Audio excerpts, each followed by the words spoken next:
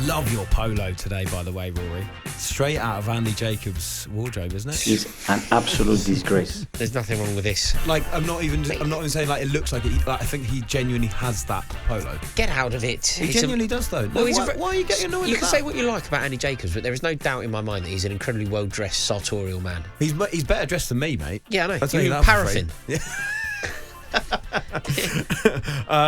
Right, so much still to come throughout the afternoon. We're with you until about 5:30. In just a moment, we're going to talk about how many of England's current crop of players would make it into the golden generation team. We're going to discuss the future of Jadon Sancho too with Rory, and from 4:30 it's the Monday Club. We'll look ahead to the return of the FA Cup and the Premier League. But first, yesterday on talkSPORT, I had the pleasure, alongside Jermaine Pennant, of speaking to Michael Owen, the former Liverpool and Real Madrid striker and England striker, of course. Everyone remembers some of the amazing moments that he had in the three-line shirt, that goal against Argentina. What a finish, what a run as well. But he was talking about that golden generation squad a bit after that squad that went out in 1998.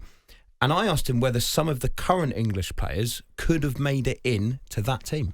You know, I do think that we have got some players that would definitely get into that team. But, you know, let's go through. I mean, the goalkeeper, you could argue. I mean, we never really had a standout guy. Like David Seaman obviously retired. He was brilliant. He was elite.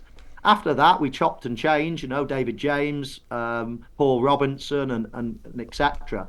But I guess in the England team, as much as Jordan Pickford's never let anyone down, he's had a fabulous season as well, we haven't got like what you would call one of the best few goalkeepers in the world. So, you know, that position's up for grabs. But I mean, our centre-halves would wipe the floor with anything at the moment, wouldn't they? I mean, Sol Campbell, Rio Ferdinand, John Terry, Ledley King, you know, even our 6th, 7th, 8th, you know, the Woodgates and the Carragers and players like that, they didn't even get much of a sniff at international level. They're walking to the team at the moment.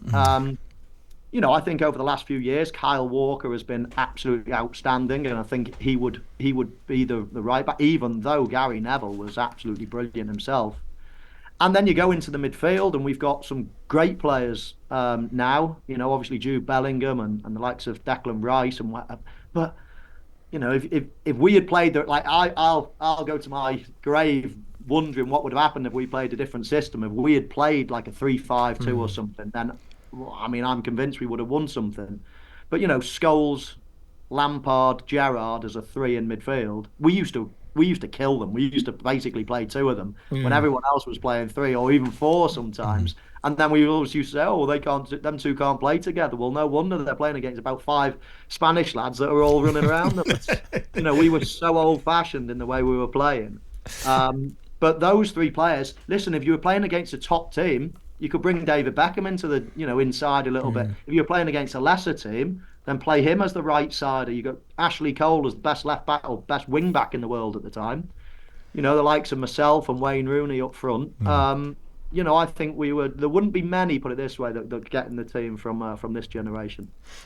It's really interesting that, isn't it? Because at the start, he kind of convinces himself that, yeah, no, do you know what? There are some players that were good enough. And then once you go through it, it's really, really tough. I'm just going to read through the team that he basically laid out there, Rory. So I think he went for Pickford in goal, really, didn't he? But then the back three, which England didn't, you know, get to play really. They played with that 4-4-2 so often. But Terry, Ferdinand, and Campbell, with Beckham and Ashley Cole as the wing backs. A midfield three of Gerrard, Scholes, and Lampard, and then Rooney and Owen up front. Which players from the current team get into that squad? Other than Pickford? No. I mean, it's very difficult to make a case because I think if you think about that golden generation, and it's difficult to pinpoint exactly what it would be. 2002, 2004, 2006, that era, it was a brilliant era for English football. We were a sensational team. It was appalling that on the back end of that, we somehow gave the reins of this wonderful crop of players to somebody as limited as Steve McLaren, who then managed to take a team like 2008. We didn't even qualify. Bearing in mind that 2008 was 2 English teams in the European Cup final. And he manages to take over the England reins and not qualify for the tournament. So again, idiocy from the FA. We've seen it time and time again. But when you think about this, the eras, well, I believe that we're in a golden generation for England now. The difference is this. The 2000, let's use 06, say. The difference is, 06, I think the first 11 was stronger, but the squad is now so much stronger. You know, when you look at the players that aren't getting in the squad now, they're fantastic players. Whereas when you look at the players that weren't getting in the team then, like they were in the squad, but they weren't in the team. Like, for example, 06, it's the example I always use, but Jermaine Jennings was an incredibly average footballer, incredibly limited footballer. He went to 06. Yeah. He wouldn't be anywhere near the England squad now. That's a good point. That is a good point, actually. I think there's more depth in the attacking position, but as Owen pointed out there was so much depth in defence. I mean, that was ridiculous. Did you hear, Carragher and Woodgate not being able to get into a team? Yeah, I mean, Carragher captains an English side to a European Cup victory and doesn't start for England. No, it's true. It's incredible. No, the depth, but similar. It's not quite the same era, but there was a time when we had depth, like goals for days. In terms of our attackers. You think about the player that Ian Wright was, broke Cliff Baston's record playing for Arsenal. Didn't really start for England. He had his moments. Don't get me wrong, but he wasn't a guaranteed starter. Think of the player Les Ferdinand was. Certainly the best player to have played for QPR in the modern era, scored goals galore everywhere he went. Didn't really start for England. Letitia. Is there any way that out of the attacking players in the current crop, I think the two players that people will point to are Jude Bellingham and Harry Kane. Could you make a case for them being in that team that we just laid out? You could certainly make the case. Who would they replace though? The case that you'd make quite easily is the Harry Kane case. It isn't the case I would make. I think Harry Kane's a remarkable footballer, a beautiful footballer, like incredible and almost flawless in what he can do. I feel like he's more of an artist, but he can't displace Rooney or Owen. I think a lot of people will disagree with me here, by the way. I think a lot of people will say that Harry Kane is a better player than Michael Owen. Harry Kane would get in an England team over Michael Owen. And that would certainly be the modern consciousness. That's what a modern day football fan would say. Somebody, say, a decade younger than me, they would say Harry Kane over Michael Owen all day and twice on a Sunday. Different kind of players, they'd be wrong, though. They'd be wrong. I agree. They'd be wrong. You can't argue that Harry Kane is a beautiful footballer, like an icon. But Michael Owen was a goal scorer. Like, he was a phenomenon. He was an absolute cultural phenomenon. And do you know what as well? I know we lost both these games, but that goal against Argentina, who at the time were one of the best teams out there. Brazil, 17 years old. Brazil, eventual 17 winners. years old. Scored against both those teams. He could turn up against the best teams. Do you know what Michael Owen was in a way that I don't know if we've seen? Certainly that I can't really relate to. Maybe Ronaldo, but because he wasn't English, it was slightly different. And Michael Owen was bigger than football at 17, 18. Like, I remember the girls at school loving Michael Owen. I remember like the closest thing to Michael Owen that I've seen. It was like Beatlemania. Like, people loved him. He was like boy wonder. And you think about the arrogance of him, and I mean that in a really positive way. You know that goal that he scored against Argentina? If you look at the footage back, as he skips past the centre half, Paul Scholes is coming in on it. And Paul Scholes is far more solidified in the England team in terms of who he was at the time. Paul Scholes is coming on to hit it. And I was like, out the way. Like, he almost launches Scholes out the way. Age 18. Clips it into the far corner. It was like an amazing goal in Saint Etienne. I went to Saint Etienne for an England game in the pitiful Hodgson era. And when I was there, I was very aware, this is where Owen did that. This is where Campbell did that. This is where Beckham did that. I was there for England drew 0-0 with Slovakia. Something like really boring Hodgson team. I remember Wilshere played very well.